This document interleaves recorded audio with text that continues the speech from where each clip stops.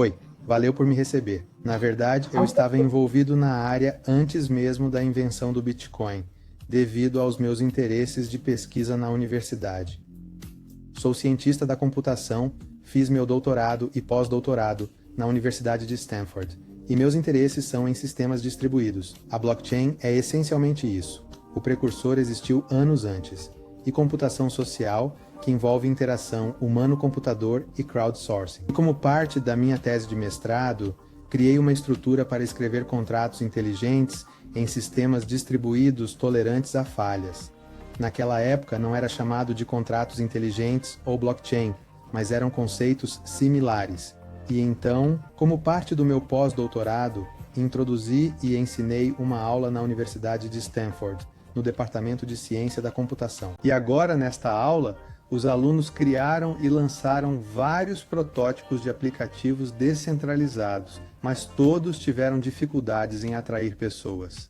Isso se deve a várias razões, mas principalmente à experiência do usuário na blockchain naquela época. Mas um ponto crucial que impedia era que, antes que alguém possa usar qualquer um desses aplicativos, precisava adquirir criptomoeda para pagar as taxas de transação. Agora, Stanford também é onde conheci minha outra fundadora do Pi, Chandy Alphan, onde ela também fez seu doutorado. Nossa carreira acadêmica e de interesses pessoais nos impulsionaram a criar a Pi Network, que estabelecemos em 2018.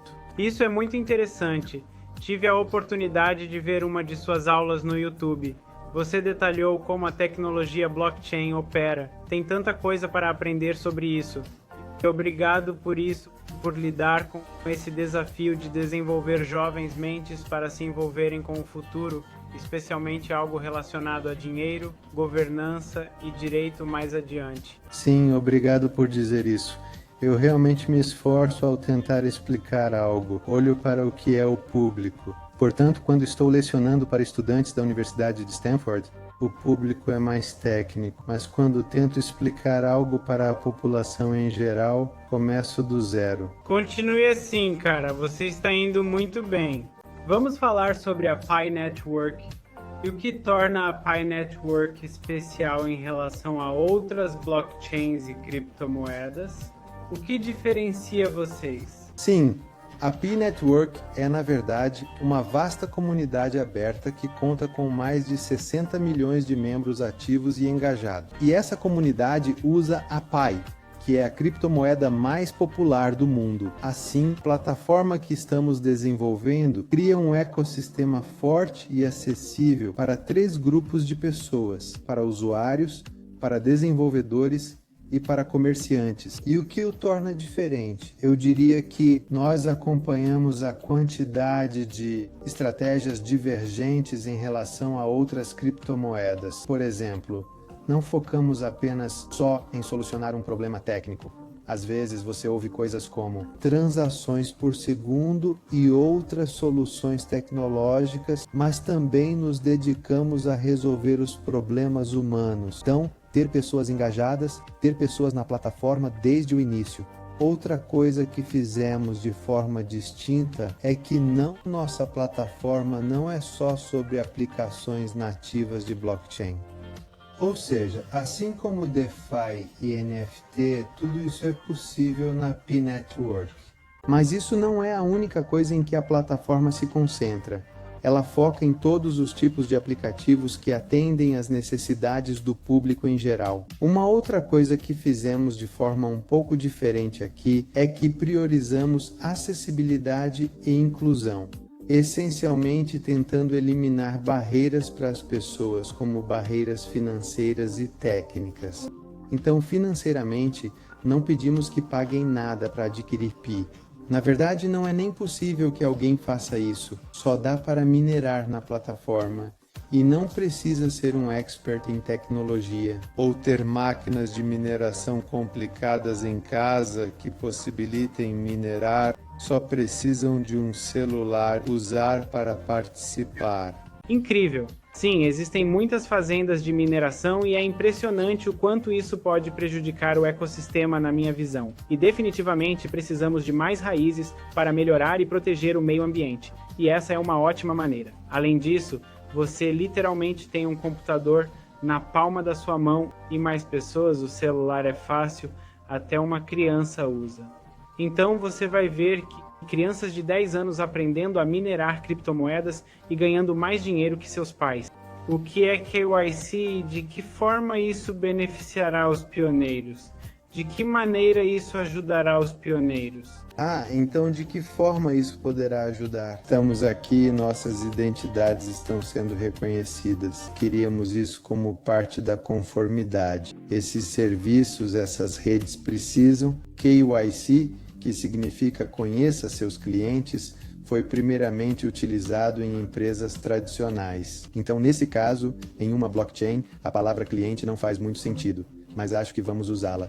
Portanto, a necessidade de KYC é para cumprir regras, mas também para a habilidade de desenvolver um ecossistema que seja mais valioso. Isso não existia há 10 ou 20 anos. Havia várias redes sociais antes do Facebook, todas com usuários e contas falsas, e cada gato e cachorro tinha o seu. E então o Facebook surgiu, sendo o primeiro a dizer que queria usuários reais, pessoas reais, rostos reais, nomes reais. Era algo inédito na internet, pois todos tinham medo de usar seus nomes reais, de colocar o nome verdadeiro na internet.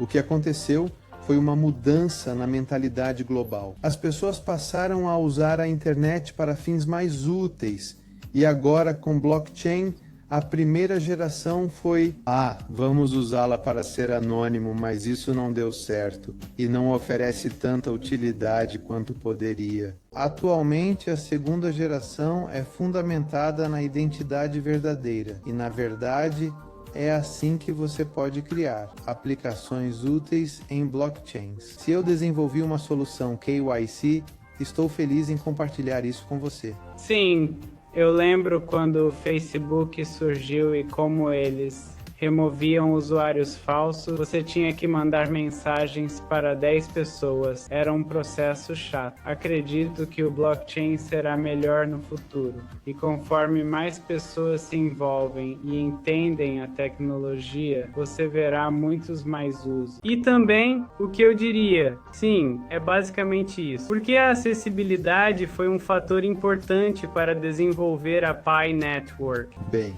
a acessibilidade é muito importante. Uma moeda bem-sucedida precisa de uma ampla rede social para sustentar um ecossistema real. Para que haja utilidade, muitas pessoas precisam reconhecer a criptomoeda e sejam capazes de ter e queiram trocar bens e serviços com essa moeda. O tamanho de uma rede de criptomoedas deve alcançar um ponto de inflexão para que surjam utilidades e mercados.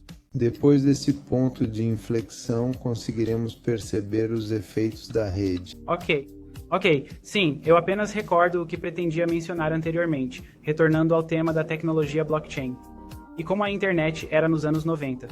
Certo, então isso é o que eu queria dizer, e você também destacou um ponto importante sobre acessibilidade. E o que isso implica para o futuro da mineração em smartphones? Então, eu vejo que você possa ter uma criptomoeda que seja realmente útil, você precisa de uma função. O Bitcoin, uma criação brilhante, acabou se tornando obsoleto como criptomoeda quando se considera seu uso prático. Foi excelente para evidenciar ao mundo o surgimento das blockchains, mas é reserva de capital. Antes, era necessário um banco centralizado para saber seu saldo verdadeiro. E com o Bitcoin, a prova de conceito de um banco descentralizado é essencialmente possível. Mas isso foi no ano em que as pessoas estavam utilizando computadores que, embora um pouco lentos, consumiam uma quantidade significativa de energia, como todos nós costumamos dizer. Cálculo de bloco, 10 minutos. Mas hoje, se você quiser uma criptomoeda que funcione e seja útil para as pessoas comuns, precisa ser móvel, precisa ser mais rápida e mais acessível. Para responder sua pergunta, penso que o futuro é móvel, precisa ser móvel. Assim como no Miniverse. Meu trabalho principal é desenvolver a Pi Network, mas acontece que todo ano, desde que saí de Stanford, fui convidado a co-instruir uma das aulas de blockchain lá em Stanford, mas todo ano eles me chamam de novo. Então, eu dou as aulas técnicas nessa classe e outros instrutores ensinam aspectos não técnicos. Ok, etapas de verificação. Eu sei que às vezes pode ser um pouco complexo com o autenticador e pode ser meio tedioso para algumas pessoas. Para ter certeza de que quem acessa é realmente a pessoa e não um hacker do outro lado do mundo. Sim, há duas perguntas aqui. Uma é sobre o usuário e a outra sobre um algoritmo de consenso.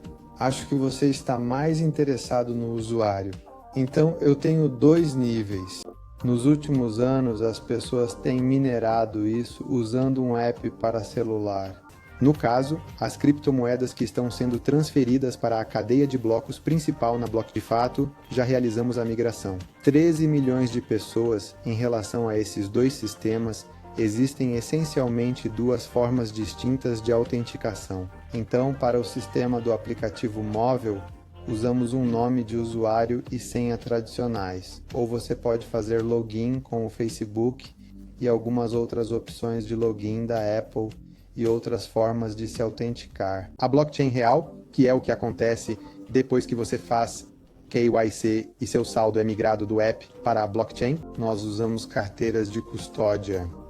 É complicado, mas para a audiência que pode não saber o que isso significa que os usuários precisam lembrar uma senha, e essa frase é suficiente para se autenticar completamente. Se você usar um vírus, se eles realmente hackearem e invadirem o SATO56, levaria 100 bilhões de anos para fazer isso usando métodos computacionais. Claro, eles podem tentar te enganar através de falsos sites para roubar sua senha. Um problema distinto.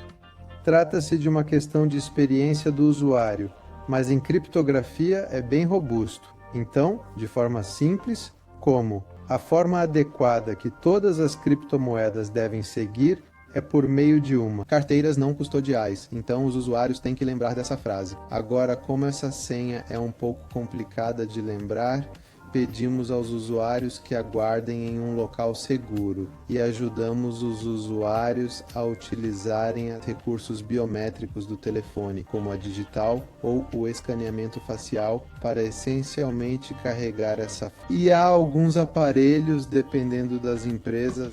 Acho que você pode ver que hoje em dia a maioria dos telefones está indo bem. Protegendo essas informações. É muito importante a simplicidade e espero que isso encoraje as pessoas a se jogarem e não terem medo de decorar uma frase. Simplesmente entre. Não é tão complicado. E quanto mais você aprende, mais fácil fica. A boa notícia é que todo o ecossistema é construído em torno do programa que chamamos de Browser Pi. É um navegador web para apps Pi, onde você acessa o ecossistema, e uma das funções desse navegador é a carteira Pi. Um jogo e você quer usar alguns tokens para continuar de onde parou. Então você diz, quero fazer isso. Você aperta um botão, a carteira aparece e toca com o dedo. Ele pergunta se você tem certeza de enviar essa quantia de Pi para o app. Você responde sim ou não, e o Pi é enviado ao app e você volta. E tudo isso se conecta, tornando a experiência o mais fluida possível para os usuários finais. Mesmo que esses conceitos, criptomoedas e blockchain e tudo isso pode ser muito complicado para pessoas não técnicas, estamos tentando simplificar ao máximo. Agora, isso seria o gráfico de confiança no ecossistema? Agora, o gráfico de confiança é fundamental para nosso algoritmo de consenso. Selecionar 3 a 5 pessoas que sabemos que são de confiança da nossa lista de contatos, e isso forma nosso círculo de segurança, e a união de todos os círculos de segurança gera a lacuna de confiança, caso na rede eu te apontava. E mais 2 pessoas Você me apontava e alguns te apontavam, e nos apontamos essencialmente. Se alguém aparecesse e criasse 1000 contas falsas, essas contas falsas não poderiam afetar as decisões que tomamos ou onde alocamos nossa confiança, porque para que eles modificassem algo em nossas decisões, precisariam nos convencer a parar de nos apontar e começar a apontar para eles. Atualmente você conta com um número significativo de usuários ativos, que supera a marca de 60 milhões, o que é realmente impressionante. Como você trouxe tantas pessoas para a Raspberry Pi, não consigo entender. Isso é incrível. Sim, é sobre ser claro nas propostas de valor e tentar criar uma verdadeira utilidade, tentando criar um ambiente seguro e justo para todos. Então, na essência, é sobre ser simples para usar, simples de criar, acessível, sem barreiras financeiras ou técnicas para iniciar. Certo, certo. Agora, qual é o seu público-alvo para a Pi Network? Certo, essa é uma ótima pergunta. Acho que para criarmos algo que alcance a adoção em massa, e acho que é isso que a indústria de blockchain precisa como um todo, e todos nós gostaríamos de colaborar nisso. Para a indústria de blockchain conseguir a adoção em massa, não devemos nos concentrar em um pequeno público como um segmento, devemos nos concentrar nas pessoas do dia a dia.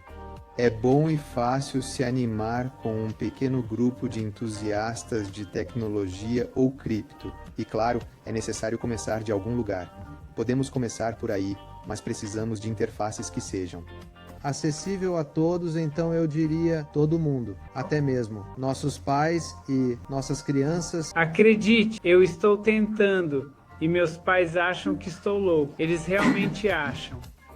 Eles só falam, arrume um emprego, mas eu digo, mas isso é o futuro, pais. Vocês deveriam entrar, especialmente agora que é barato. Eles não conseguem entender, eles só falam. Envie a eles um código de convite e faça o teste para ver se eles conseguem. Eu definitivamente farei. Envie e esse desafio está lançado. Concordo plenamente. Isso revela quem realmente é entusiasta. Pessoalmente, eu gosto do mercado em baixa. É algo que eu gosto de discutir mais quando as coisas estão ruins. Porque sei que quando tudo está bem, as pessoas vão dizer, você estava certo, ou garoto do cripto, ou doutor, você estava certo. Na escola, ou em outro lugar, ou com seus colegas, ou alguém que você tentava convencer. Tem algo que eu gosto, que é ir a conferências. Então, quando o criptoativo, quando está quente, você vai a conferências e a muitas pessoas. E as conversas que você tem às vezes são rasas, mas quando os tempos são um pouco mais, no setor de criptomoedas, há muitos ruídos.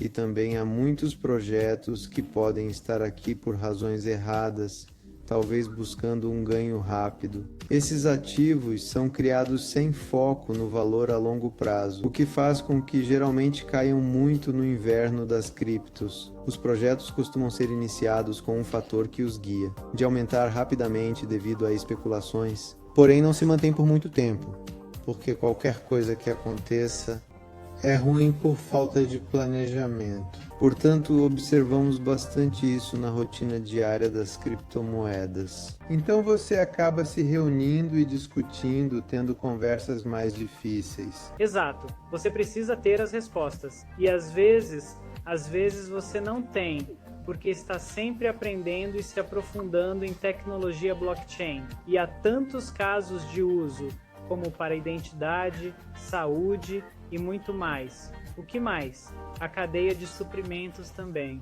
Quando a mainnet da Pi Network chega?